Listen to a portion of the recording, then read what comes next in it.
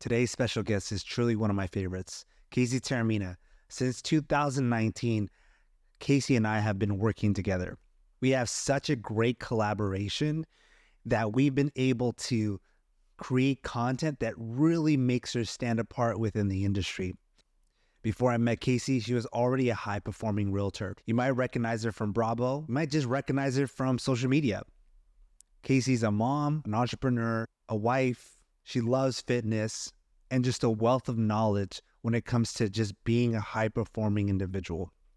She truly cares about her team and really devotes her time in creating the best life for her and her family. Kacey's also been an extreme supporter of my personal business, and I really look forward to you guys learning so much from this conversation. In this episode, you're going to hear how we create content, how she leads her team, who has influenced her in her life, and for anyone that's in the real estate market, this will give you some great takeaways on what you should do in your business. Now let's get into it. Welcome to Creator Tip. I'm your host, Mar, and I'm a content creator, videographer, SaaS founder, and a student of life. I create content for personal brands, and I've helped businesses scale to multiple figures with content. But it's not always just about the money. I want to talk about the journey. Cultivating my curiosity has led me to discover a world of possibilities, and I'm here to discuss ideas, people, stories, and life lessons. I want to cultivate your curiosity to view things from all perspectives. I want us to get real, and I want you to walk away with tips to have more energy to pursue your endeavors.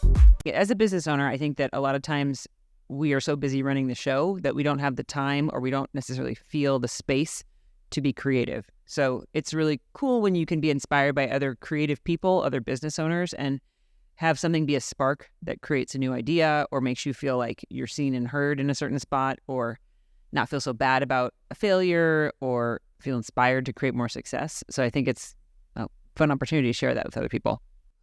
Did you always look for inspiration? I think that a lot of people, I have always known that I have power, more power than I'm utilizing, and that I have a greater purpose than I'm putting myself out there for. So I've always sought out opportunities that allow me to extract that power. I am learning as I go along through life, and when I actually look back and reflect, that I've always been meant to be a teacher. As young as 4 or 5 years old, I would sit all my Cabbage Patch dolls out in a row in the backyard, and I had a little chalkboard that my mom put up on the side of the house for me, and I would teach classes to those Cabbage Patch dolls.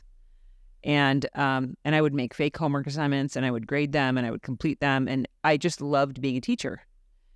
And so growing up, I also was studying to be a teacher. I went to college to become a teacher. I realized how little teachers made, and so I went into business school instead. But I think that if we think about each of our personalities and who we are innately and what traits were we born with, they're always in there kind of screaming to come out. And the people who take the time to really lean into those are really the people who can be successful and feel fulfilled in what they're doing. I completely agree. That's funny. Do you have any old footage of you teaching, or like your parents record anything? I'll ask. Oh, there was no, unless they have one of those like on top of the shoulder video cameras, I can ask. My dad just found all of these old videos and he's transferring them all to DVDs. Yeah. That's a very good question. I'm sure that there are some examples of that somewhere. Yeah. But every opportunity I had, I liked to be a leader in that way. Because some people like to be a leader to be in charge of others, and they like the power. I would say I'm the type of leader that likes to be in charge because I see the opportunity I have to give to others through that leadership role. And so I think as a teacher, whether I'm teaching business or I'm teaching my children to be kind by them seeing me interact with other people, or teaching the people that are on my real estate team, or teaching someone about health and fitness, I think that I look at it as an opportunity to give as a teacher. And I think that as people, I think that a lot of times people struggle with content, and they struggle, how do I come up with ideas? How do I share with people what my business is about? And if you take that doubt that you have and you turn it into, instead, how can I provide value? How can I help people who are watching me? How will they benefit from my service or my product? Then it really helps you open up and become more inspired to talk about what you love and what you do. Did you witness anybody growing up? I mean, obviously your dad, leadership skills. You had mentioned earlier that you like, not that you like being a leader, but I think that's just something that you slowly been cultivating, right? Like, do you have, are there certain qualities that you've seen that all leaders possess? I would say that the first two leaders that I ever knew were my parents. My mom and my dad are the ultimate leaders in my mind, and I strive to be like a piece of them each every day. When I think of my mom as a leader, there's nothing more important than your family and your home and your personal well-being and peace. So as a leader in our home, she was very structured. She was very consistent. And she was also very fair. So I would say as a leader, I tried to be that way. I probably struggle most with the structure part. For my father, he owned a trash company and grew a very big trash and recycling company. I saw him as always being humble no matter how successful his business grew, and always putting people first, other people first. So he placed just as much importance and focus on the guy who was driving the trash truck as the city council person who was signing his multi-million-dollar contract. And in fact, probably placed more importance and more focus and effort and energy to making sure that trash truck driver felt really appreciated and well compensated. So I think that through my parents, I learned that as a leader, it's actually the opposite of what you would think it would be. It's not about being bossy, demanding, authoritative. It's actually about a softening of all of those perceived traits into a way that you are becoming a magnetic leader and a leader that people are attracted to and want to be a part of whatever it is that you're doing. Mm-hmm. And they feel inspired themselves, they feel appreciated, and they have the desire to keep moving forward with you as their leader. Because that's another challenge as a business owner, is how hard it is to keep good people around. Mm-hmm. And I've discovered, after having owned many businesses, a nightclub, a bridal shop, renting a banquet hall for quinceañeras, now running a real estate team, that it's actually more about the leader than it is about the good people. Mm-hmm. And a lot of people can become great employees if they have the right leader. And some great people can basically turn to shit if they have the wrong leader. So it's a really big responsibility, but I look at it as a gift. Yeah. So I struggle with the structure and actually good attitude being a leader. I think you struggle with having a good attitude? Yeah, because deep down there's that internal, you jump out feeling. Someone does something that you didn't want them to do, and you just kind of want to lash out. So you have to hold back. But after holding back for so many times, like sometimes it like you've messed up one too many times. Like I've had enough with it. And that's, I think, that's something I'm learning now, that you got to hold it no matter what, hold it together no matter what. And moments where you say, they did it 5 times. I keep telling them, do you look at that as, that person sucks, I don't want them on my team? Or how can I be a better leader? Maybe I'm not communicating it properly. Both. Okay. I think I don't want to say it's like a blame, like there's 2 parts to this story. Because one of the first things when I work with people is like I suggest to everybody, like you have to read my gaps. You have to understand my gaps. You have to understand that we are a startup and there are many roles. And if you're looking at me, I want you to fill this role. But sometimes I may not know what role I need you to fill first. Yeah. So I kind of give you bits and pieces of everything until I'm hoping that you're resourceful enough to go, okay, you're struggling here the most. Can I please help you with this part here the most? Mm-hmm. So that's a gap that you're kind of closing for me. I'm not going to worry about that. But in the end, it comes down to me, okay, systematizing everything, putting things like, here's on this piece of paper, step 1 through 10, you will get this thing done that I typically do. I don't always sit down and have that, I guess it within this creative world, like I'm just going all the time. I'm trying to get to the next thing, and on the pause days, it's like I'm I don't want to say putting out fires, but I'm fixing a problem that I wish I didn't have to, Yes. So yes. I think that's the hard thing is also as a leader is to be creative, but also to be and having an expansive mind frame while also having to go back into the columns. If you think of an Excel spreadsheet, the rows and the columns of being organized and making sure everything adds up. Yeah. Because it's opposite way of using your brain.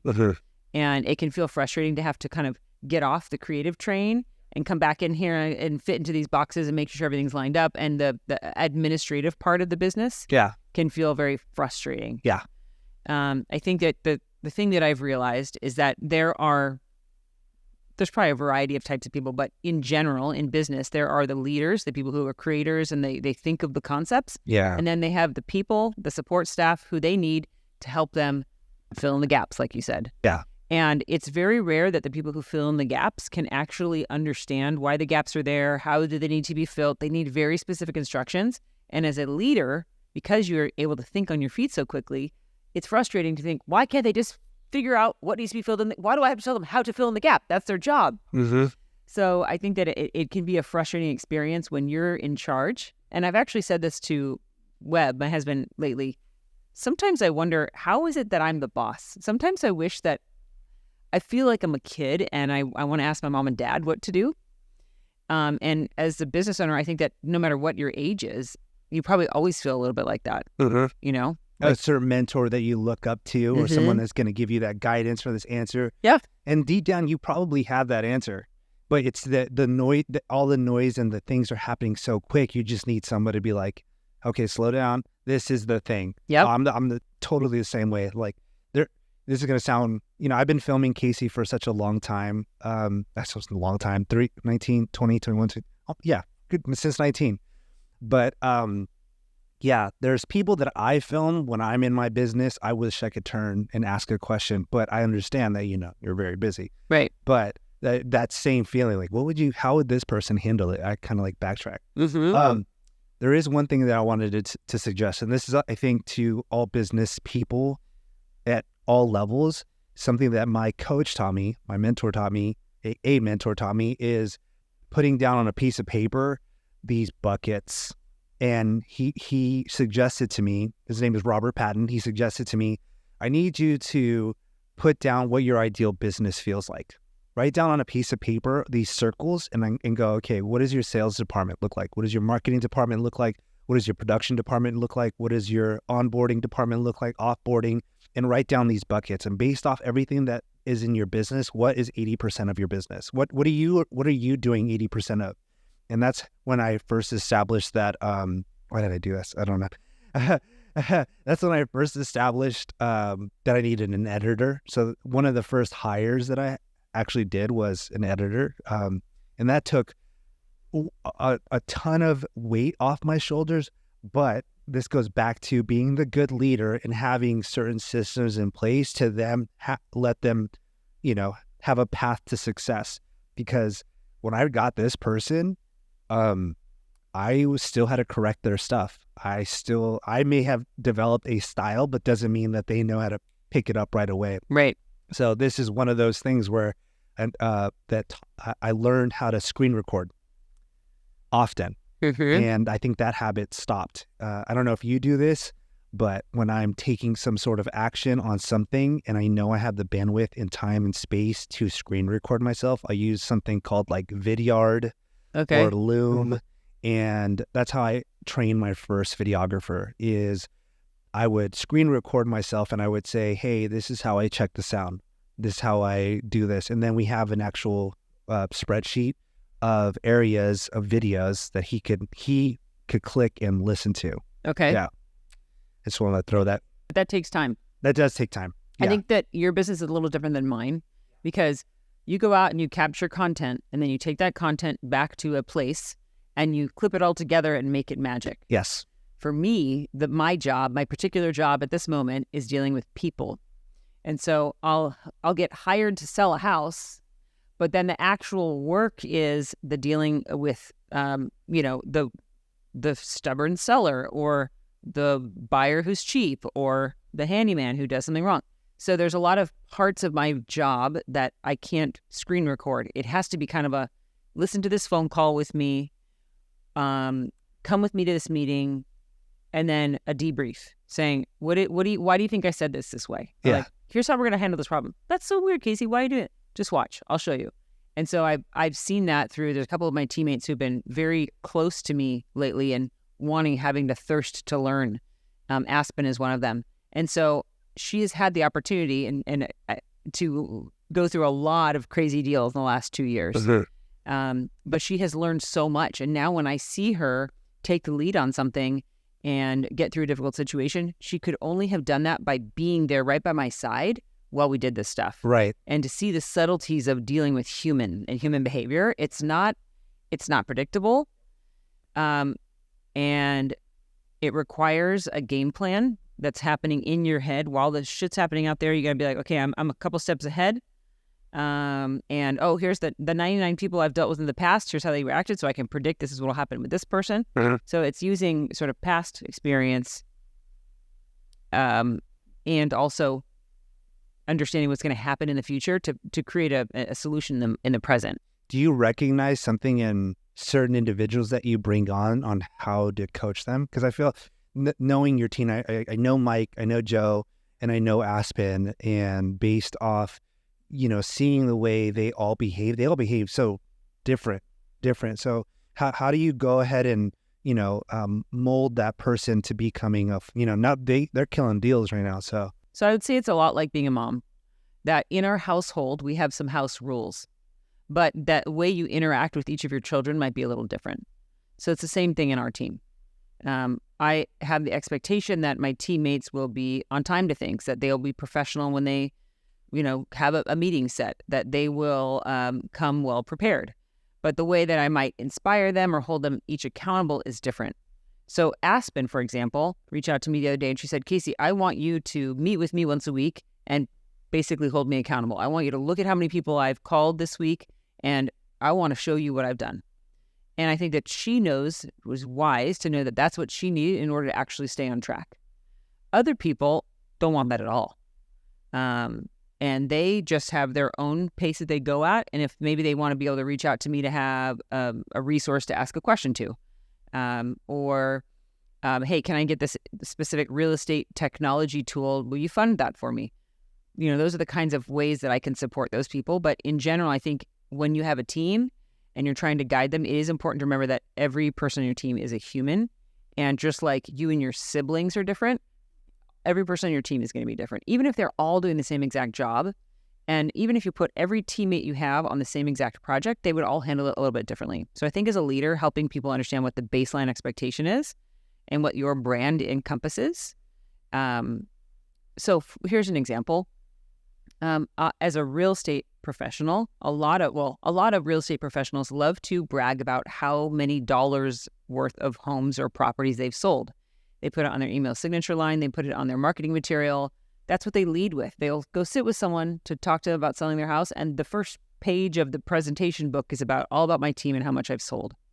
I have never liked using that kind of marketing. I've always felt like it was against who I am as a person. Because for me, I perceive that as the realtor is focused on their own success instead of thinking about why it is that they are there in the first place, which is to help the client. So making the client the superstar is really important. So when I lead my presentations with meeting with homeowners or commercial property owners, I talk to them about their goals, their desires, what they love about this property, why it's been a great investment. And then eventually we get to the part where we talk about me and why my experience matters. I see that now trickle down to my team. And they understand that when we do presentations, when we meet with people, it's always about the client first. And so you can also see a lot. You can also learn a lot about your family or your team and your leadership style by witnessing other people's styles and saying, wow, I really want to emulate that, or like, wow, that is so not me. And that's not who I want to be. And it's fine for that person to be that way. And that's part of their brand. And maybe they attract customers who value that. But I think that it's, as a leader, being very clear about what the basic principles of your business are and who you are as a brand is really critical to creating a general structure and then individualizing it from there. When you had mentioned that you don't like seeing those numbers when other realtors do it, what do you think are the right method, or what do you think are some great methods on realtors attracting the right people to them without sharing numbers? Like, what do you think? Okay, so how do I prove my worth is Yeah, what you're asking correct. as a Yeah. realtor? Mm-hmm. Using case studies is a great way to talk more fully about what your capabilities are. If someone's a new realtor, a lot of times not having any sales to show can make you feel stupid, invaluable. Even if you might be a great salesperson, it can feel like I have nothing to show. So I'm never going to get this listing. And it's sort of like a defeatist behavior. So if you instead talk about the case studies or people that you've worked with or circumstances that you've been through, then you can demonstrate even more value beyond the sales price. Because those stats, all they care about is the sales price or how quickly it sold or how much over market ask did it sell. But it doesn't describe the story. So if let's say I'm a new realtor and maybe I've been doing it for less than a year, maybe I have 3 transactions under my belt, and I might have those by way of being co-listed with my team lead, okay? So that I didn't generate those listings myself, but I have the opportunity to go meet with someone who's referred to me, and I'm going to maybe meet with them about selling their house. A lot of times when people meet with realtors, they'll say, so what else have you sold in this neighborhood? Or how many homes have you sold in this area? And when I was new, and what I've helped teach my teammates to talk about is instead talk about deals that you've done that are similar to these. Such as, this year I had the opportunity to help another family who had lost, or I had an opportunity to help a family who was selling a property in a trust. Let me tell you a little bit about how that went. We met with all the trustees. We went through the personal property in the home. We ensured everyone had what they wanted out of the house. And then we were able to have a junk company come in, and we were able to sell the property, and no one, we were able to alleviate a lot of the stress. That sale may have been 100 miles away from where you're meeting with the client. It may have been 2 years ago, but instead you're able to describe a capability that you have and also tailor that to describing how the person who's interviewing you can say, oh, she did a trust sale. She understands how to deal with trustees and attorneys and, banks and the stuff that gets left behind when mom and dad die. Oh, she really gets me. That's way more of a connection, and you're going to create a lot more loyalty and interest in you as a service provider than if you just said, oh yeah, I sold 7 $1 million houses here in this neighborhood in Irvine. Mm-hmm. So it's about understanding. I mean, if you step back a little bit, a lot of times people, whether they're brand new in the industry or have been doing it for 20 years, they go into the presentation worrying so much about what people are going to think about them. Mm-hmm. And kind of like I said earlier, is if you instead flip it and say, how can I provide them value? The way you know how you can provide them value is truly understanding what it is that person needs. So if I had the same presentation and a description of my services that was the same for a first-time home buyer or a first-time home seller versus someone who's lived in their home for 40 or 50 years, that's not good. You need to present it differently. So when I go meet with a couple who is selling their first condo in order to buy their first single-family home, they're feeling very nervous. This is a big deal for them. They have a place that they've safe and secure. They've been there for a long time, and gosh, is this the right idea? And this is so scary. This is going to be a lot more money. The new house that we want to get versus someone who is hiring me to sell the house that they lived in for 40 years, and they're the original owner, and their kids were raised here, and their grandkids came there, and now they're going to be downsizing, and this is a huge, huge difference in their life. 2 totally different ways of leading that meeting, With the first couple I talked about, who's first-time home seller, they have a lot of fears and concerns. They still, even though they've bought one home, they've never sold a home. So they have a lot of questions. They need to be reminded step by step by step, all the parts of the process, and reassurance that they're making a good choice. And that this is how they'll move up in the real estate world by continuing to trade up. Versus meeting with this family that's been in this house for 40 years, for them, it's all about the memories. It's all about helping them understand that, yes, change is hard, but you have had so many amazing things happen here, and this is a new chapter in your life, and a new family is going to be able to come in and love this home as much as you did, and real estate's changed a little bit since you bought this house, but I'll take you through it, and we'll go step by step. So it as a new realtor or a realtor who's trying to prove their worth, I think it's understanding first and foremost who it is that you're presenting to and what is valuable to them. Then you can say, here's how I can provide value to you. Because just going into a presentation and saying, oh yeah, we do photos, we do drone, we do virtual tour of your house, we'll do a guided walkthrough video like HGTV style, and I'm going to put it on Instagram, have a broker preview with a popsicle truck outside. Everybody can do that. Mm-hmm. It's really, truly, it makes people feel that's not special. Mm-hmm. And that's one reason realtors are having a harder time proving their worth, is because they're all doing the same thing. Yes. If you instead tailor it and humanize it and become a companion with people and truly, truly care, not just care so you can make money, but truly care, the way that you guide your presentation should come to you naturally. Yeah. A brand experience too. Yeah. Yeah. Something that what I notice about you is from the moment I've met you, you've kind of known how to articulate different scenarios, tell different stories. You share it with such passion. And now that you have the team, or as your team's growing, what are some exercises that you get Aspen to become her, doing the same thing her own way, Mike his own way, Joe their own way? Like, what are things that that you ask of them to go, hey, like, I need you to share the case study, but... So there's probably two things that I think about, or that I think that I do to help them develop their own personal style. One is I don't want them to ever be ashamed of who they truly are inside. So Aspen is like a California surfer girl. And Joe is a grinder, a negotiator. Sometimes the things he says blow my mind, but he gets deals done. Right. Mike is super detailed, and he's extremely meticulous. They all have very different personalities. So it's about helping them feel comfortable with the things that are unique about them and not making them feel like they need to be part of a robot, six-pack of robots. It's about having pride in the individual nature of your spirit and your personality, while also having a set of unwavering personality and business traits. Mm-hmm. So helping them feel confident in that, and helping them, for example, when we film videos, I encourage them to talk a little bit about their personal life. Not too much, but just enough so that people look at them as a human and can find ways to identify with them. Right. Secondly, I think that I help them grow by not always solving problems for them. So sometimes team will come to me with a problem, a teammate, and they'll say, this thing happened, what should I do? And I kind of put it back on them and ask them, well, what would you suggest? What would you try? What have you tried so far? What have you seen not working?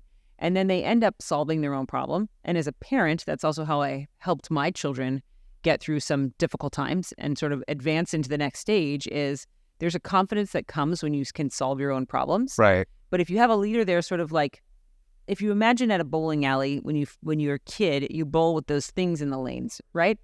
I'm the bumper for my team. And eventually we take those away, and eventually they're going to be doing, we do it when you get all the strikes. Yeah.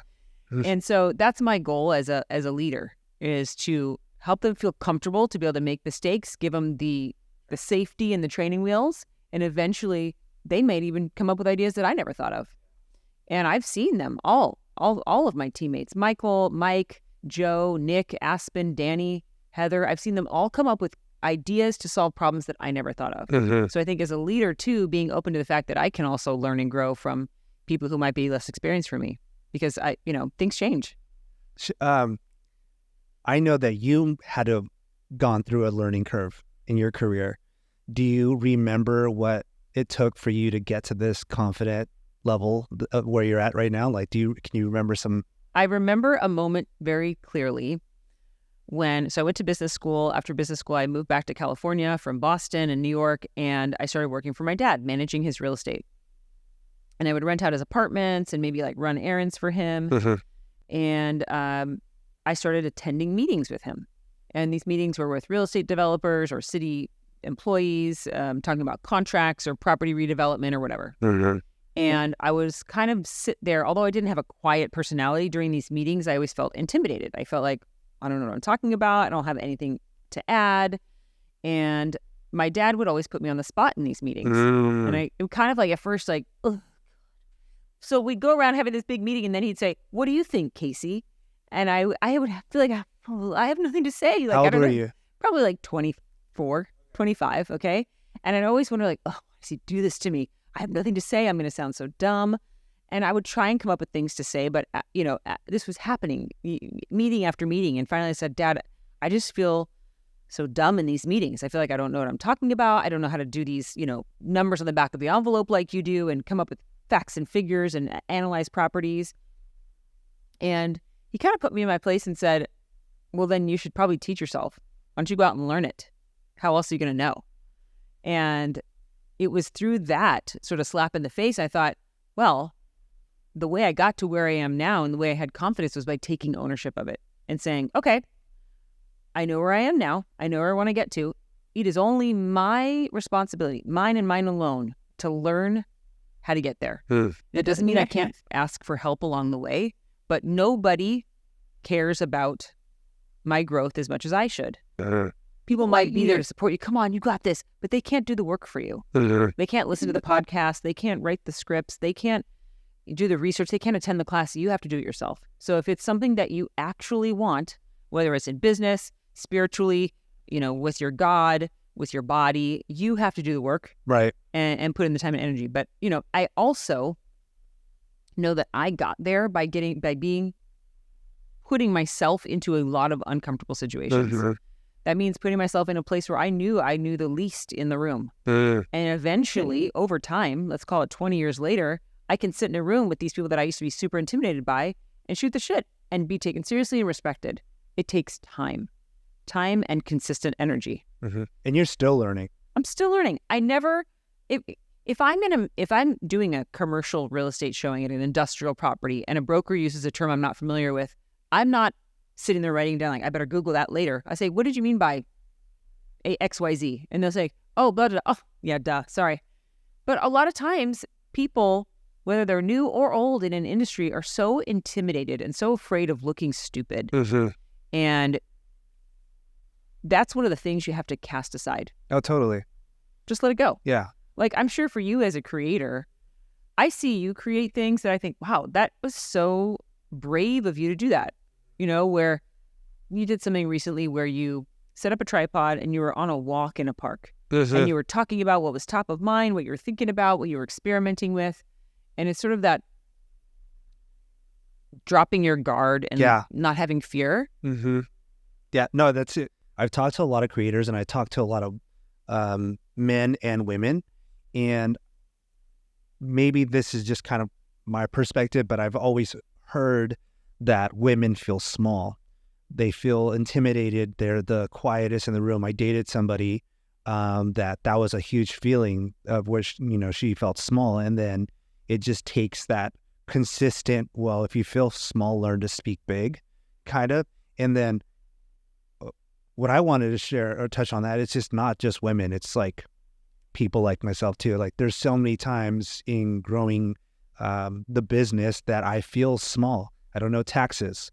I don't know what I get sent something from my tax person. You need the 1059. And I'm like, 1050, what is it? 1050? It's like insurance, you know? Or you need, what's your EIN? I'm like, I know that's simple to some people, but to me at one point I was like, oh, I have to have some sort of social security number for my business. Like, I don't get this, or you pay, I just finished paying taxes. Immediately you owe $800. I'm like, how the heck do I immediately owe $800? The cost of being alive. Yeah, the cost of being So, but there's so many times where men and women feel that small thing, and it just takes that consistent action, throwing yourself against that uncomfortable thing and going through it, And that's the only way I've been able to develop my own voice and test things out, taking a tripod into the park, knowing that I'm a 30-plus-year-old person out here acting stupid. But there's something that a mentor once shared with me is like, one, they don't pay your bills, right? And you're not going to see them again. Yeah.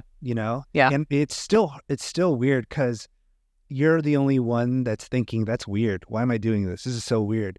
I remember listening to a different podcast or some sort of YouTube, and like, majority of the time they're not thinking that. They're thinking, I wish I could do that. I wish I was comfortable enough to do that. And I'm like, when I see people do things like that, I don't immediately go, man, he must feel so stupid asking questions in the middle of the street to random people. I go, damn, I wish I was brave enough to like, ask those people those questions.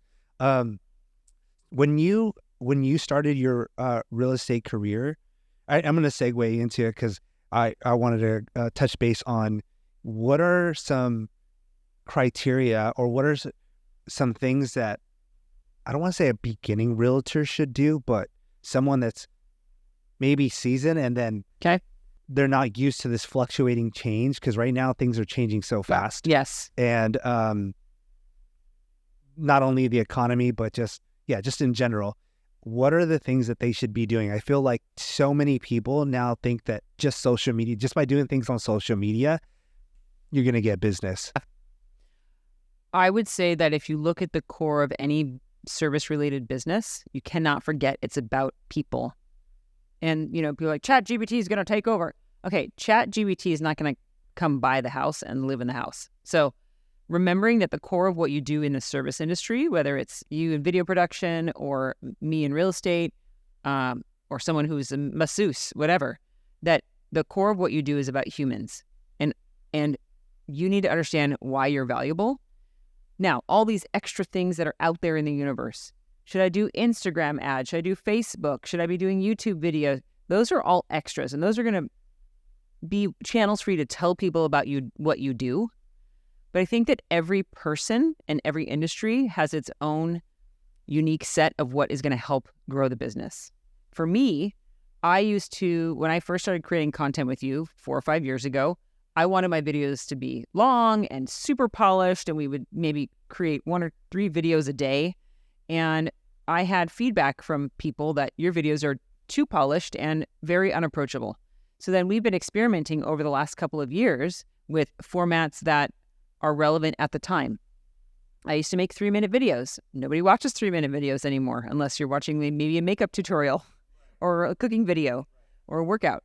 So I realized, okay, I need to transition. So I think that staying on top of things, whether you're new or old in a business, is being flexible and knowing that one way isn't always going to work. Nothing in life always stays the same. I was listening to Sadhguru talk this morning, and he was talking about time. And he was saying, every second that goes by, we get closer to death. And we're just talking about how things change over time and being okay with that. I think that in your business, you need to think of it the same. You're going to have your core principles about who you are and what you do and how you treat customers, but being okay with changing. Now when I do, I went through a phase of doing super long, glossy, beautiful videos to shorter form, which was 3 or 4 minutes, and we found that people were dropping off after a couple minutes.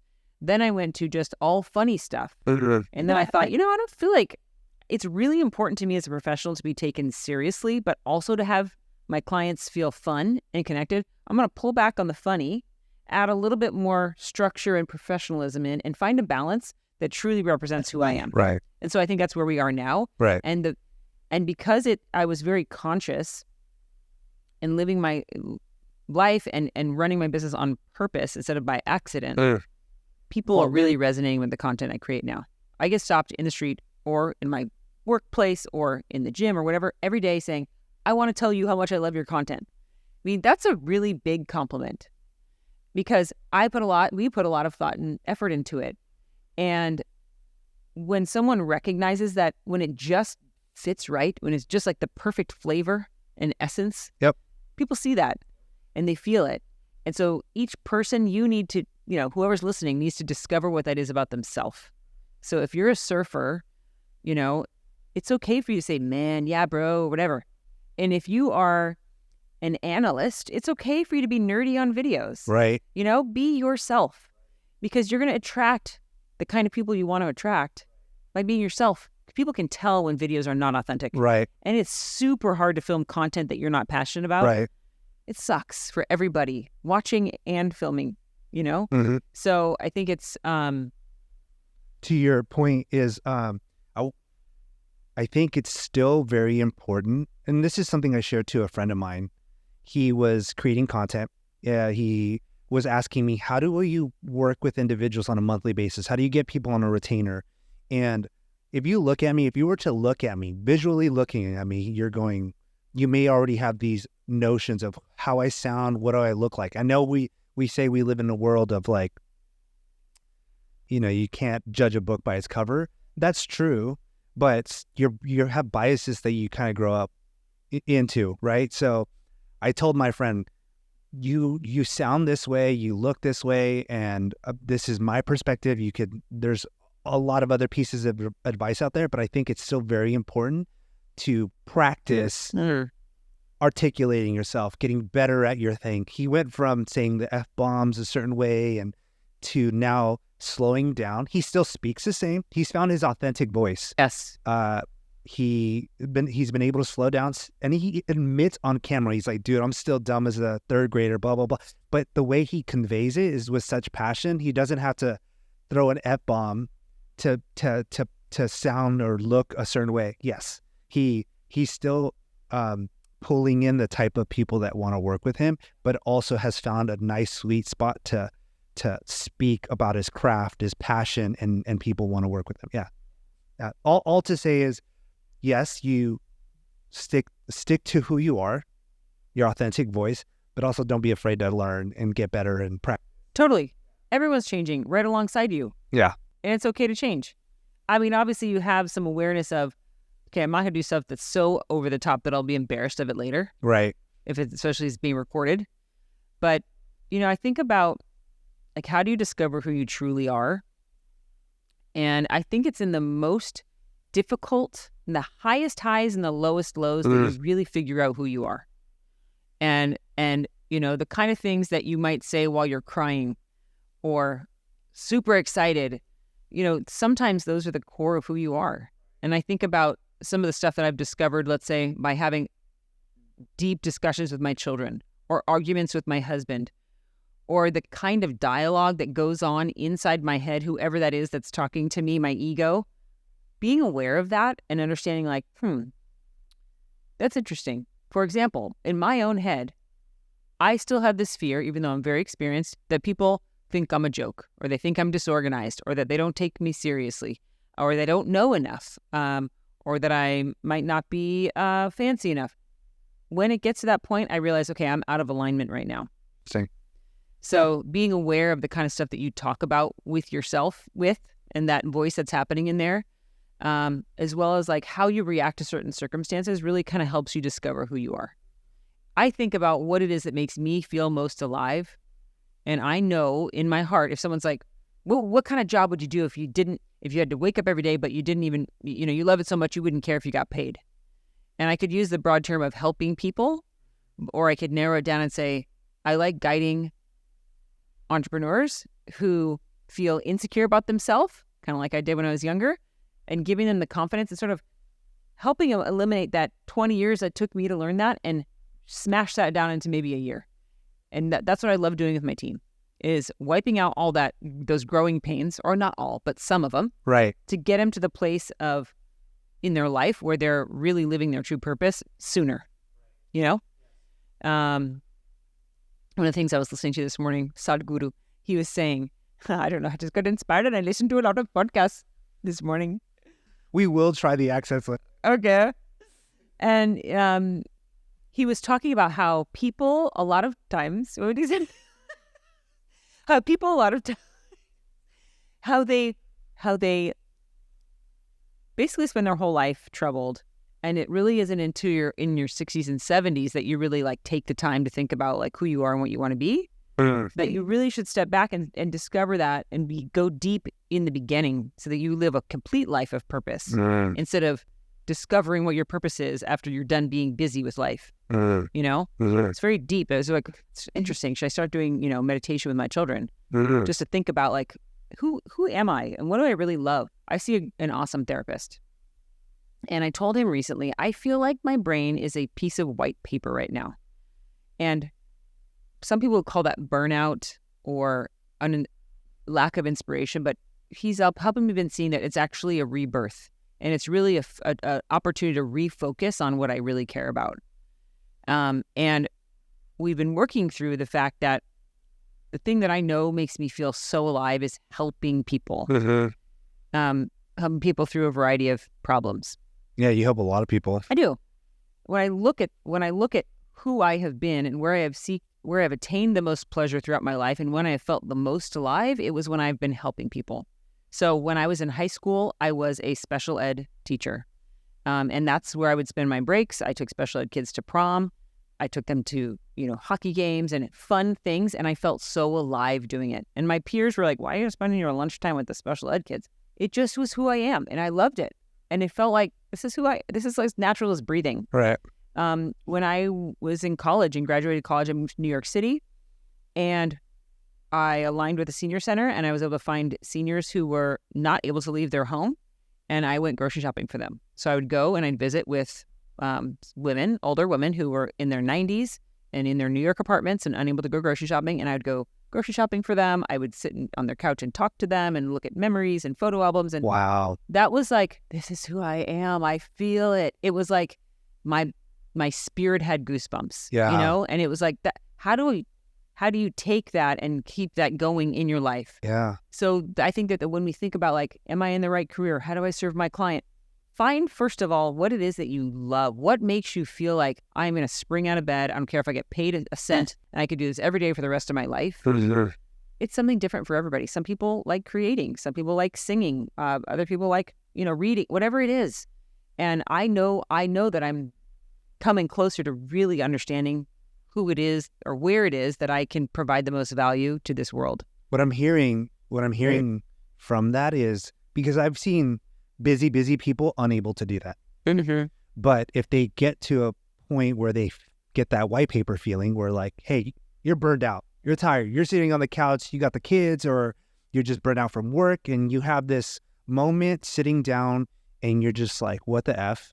You are suggesting to them to reach deep down inside and go, what is it that I really truly want? I think one thing that I've been, there's so much reward in our society for being busy.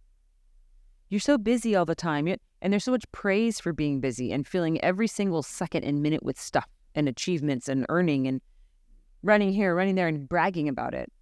And it's actually been through the extraction of being busy, the anti-busy, that I've been able to have a lot of clarity.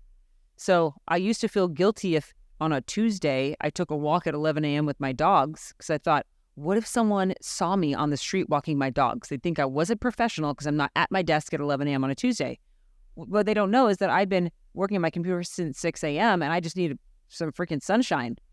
But I've eliminated, I've started to, it's not completely gone, but I've started to think it doesn't matter if when they drive down the street, they're probably not even thinking about that. They're probably like, oh, there's Kacey and her dog. They're not like, she's a lazy realtor. but it's like, what the hell? So much of our things that will hold us back are damage yourself. But it's been through the reduction of doing that I've had the opportunity to make space for seeing what it is that I really love spending my time doing. Mm-hmm. And teaching myself that it's okay to have some downtime. Right. Because, that you get to the point where your brain doesn't function anymore. Right. And then you suck. So. Yeah, you're hurting your business, or you're hurting yourself. Yeah, totally. And I don't apologize for it. I might not say, I'm sorry, I can't talk to you right now because I'm going to go on a walk. I protect certain times. Like if I'm going to go on what I call a sunshine walk with my husband, we try not to take phone calls. Right. Or if I'm going to do dinner with my family, I enjoy the dinner. And then when I focus on my business, I'm focused on it. Yeah. I don't, have my kids around while I'm doing this thing. It's just, I guess, anti-multitasking and clearing and reducing so that the things that are there are like 100% attention. Mm-hmm. Mm-hmm. So. Focus time. Yep. Okay. The last thing that I kind of wanted to touch base on is I consider you as a high performer. And the definition for me as a high performer is, you have, I think a lot of high performers are driven by this legacy that they want to leave. Okay. Yep. And almost like sometimes a chip on the shoulder, sometimes it's something to prove. And so they get really busy on growing themselves as a person, helping others, doing all these things. And what happens is their schedule is like super booked up. Yep.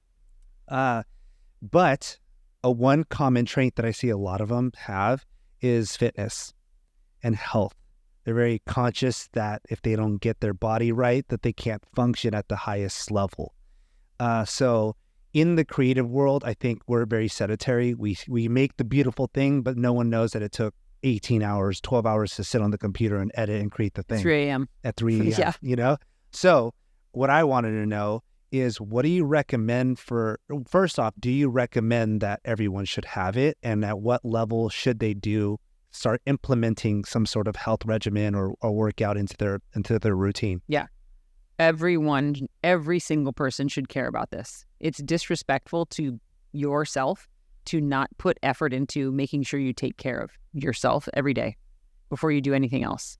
If you think about it like going on a road trip, we have this expectation that we're just going to be able to get in the car and drive to the, millions of miles without ever doing an oil change or checking the tires or air pressure or, doing a car wash. And we just expect so much out of our bodies and minds. We don't have the opportunity to rest as much as we used to. And so I look at it as when I see people who don't take any effort into taking care of their bodies, but then complain about feeling like shit, I don't have respect. Get it. It's hard when someone, keeps eating unhealthy food and then has a lot of health issues that are self-induced because it's about a lack of responsibility. So I look at it as a disrespect and a shame to your own self and to your parents and to the universe to not prioritize your health and fitness, because without that, you have nothing. It is the foundation. It is the engine to your motor of your car of your life. Mm-hmm.